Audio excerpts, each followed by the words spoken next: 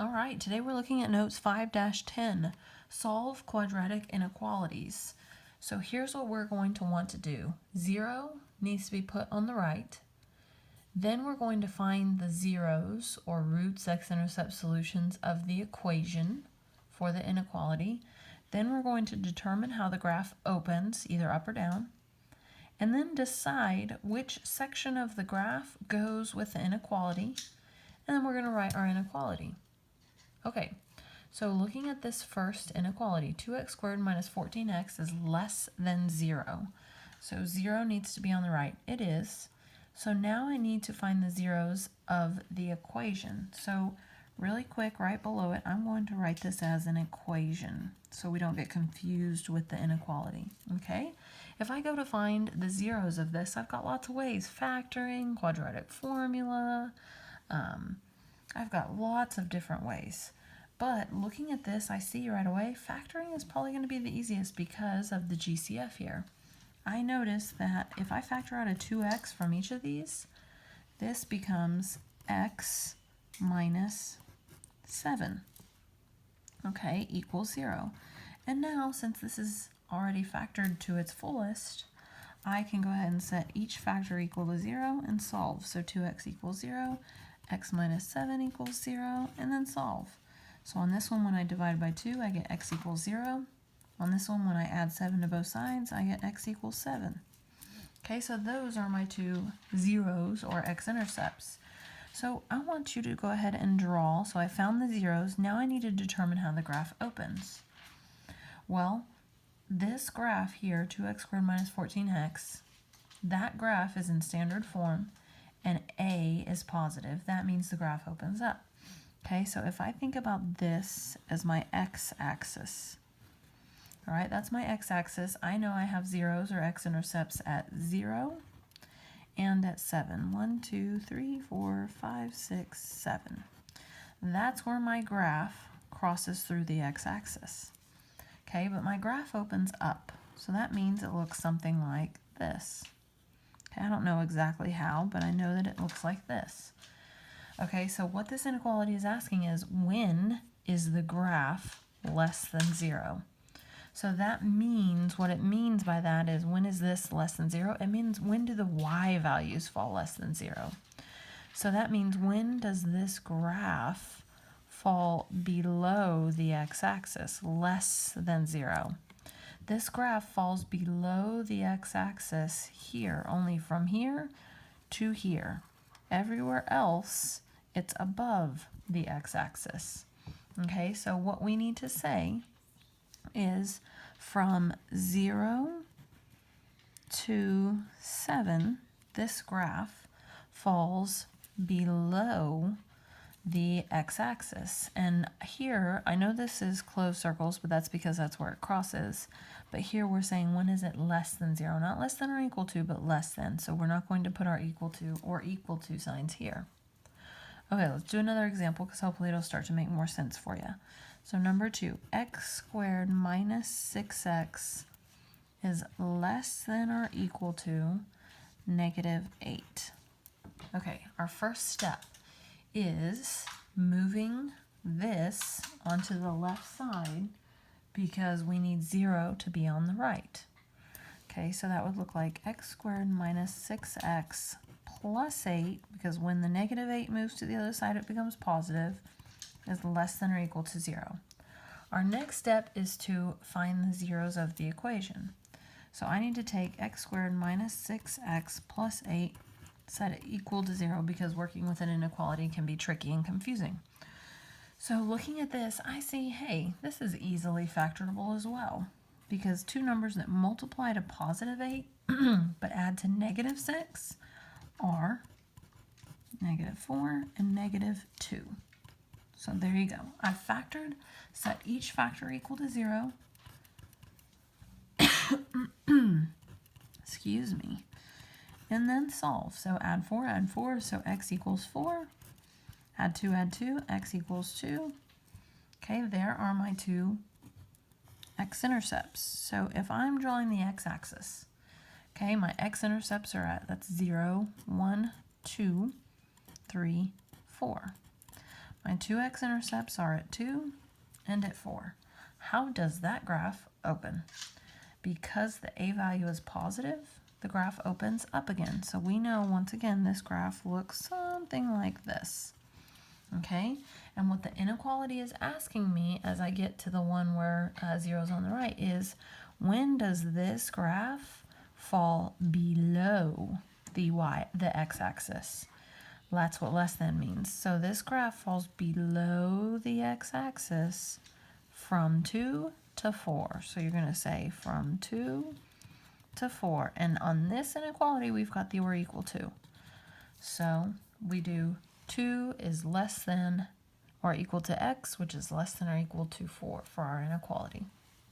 Okay, let's move on and possibly get a little bit more difficult. I know, you're like, what the heck? So here we go. Let's solve this one.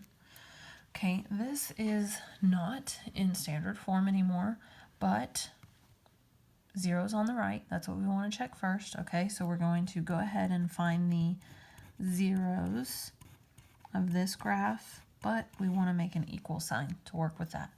I'm looking at this in vertex form and I'm saying I can solve this really quickly by taking the square root. So hopefully you remember the first thing you're going to do, move that -1 to the other side so it becomes positive. Okay, get rid of this 1/4. I'm going to get rid of a 1/4 by multiplying both sides by 4.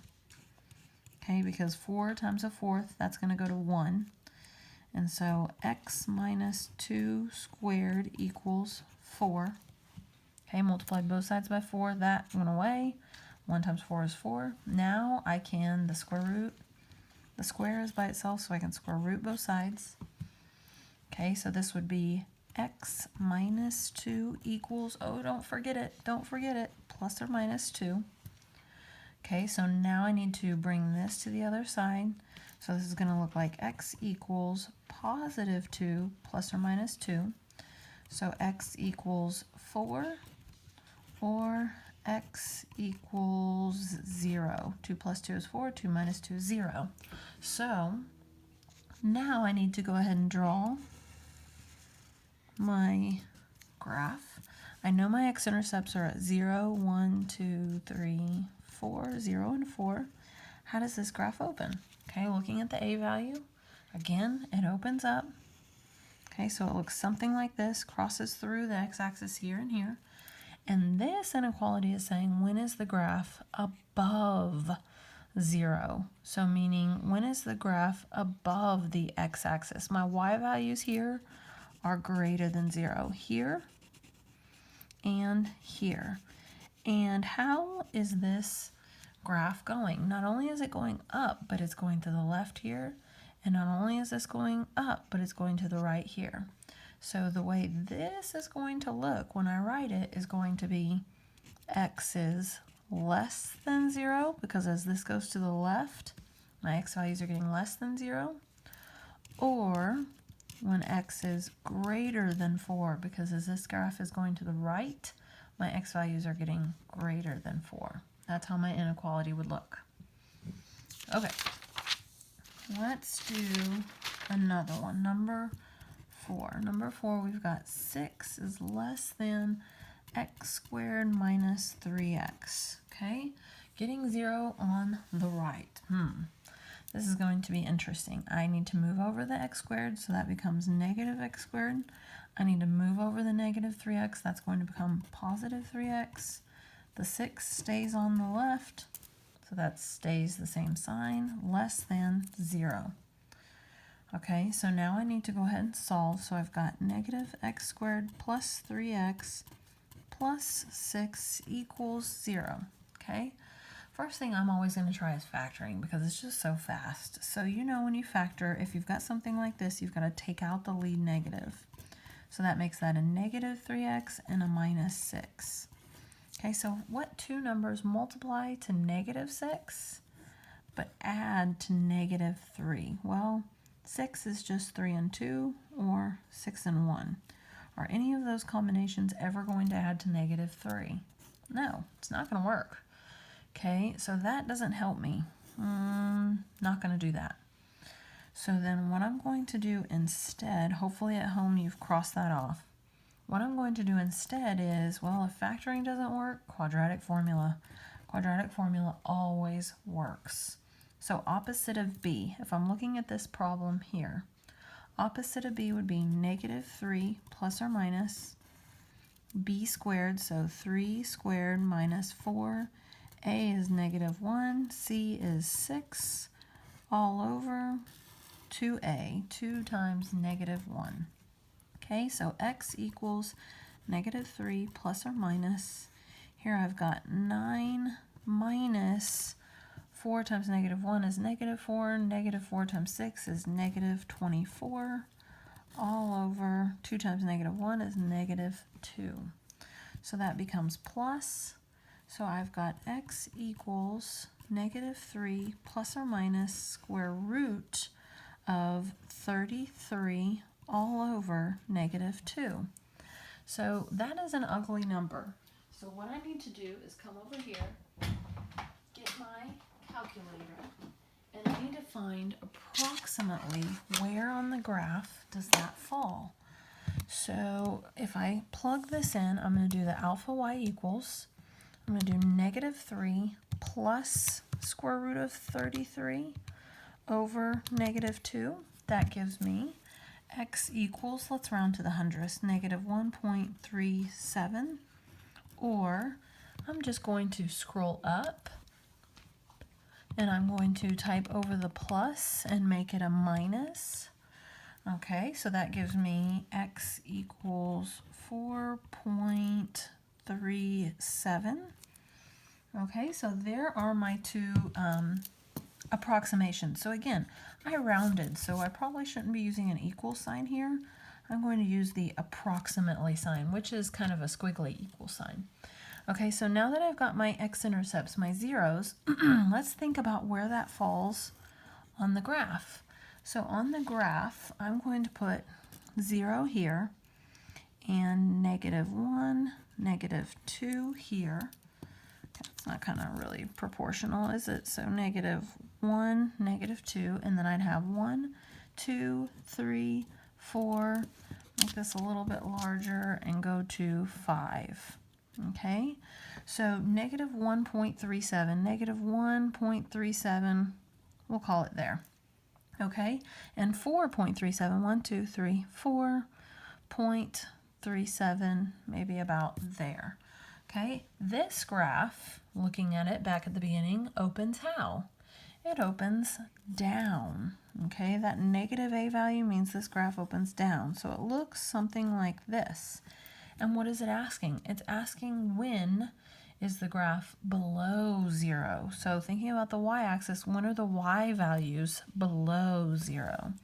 Well, they're below 0 here, and they're below 0 here. Okay, everywhere up here, they're above 0. So they're below 0 here and here. So we're going to say x is less than this -1.37, or when x is greater than this 4.37. And that's how we're going to write our inequality. Okay, so next problem here I have for you, number 5, is this here. So what I want to look at here is, first, try all your methods, and then I want you to come to class prepared to discuss the answer to this problem.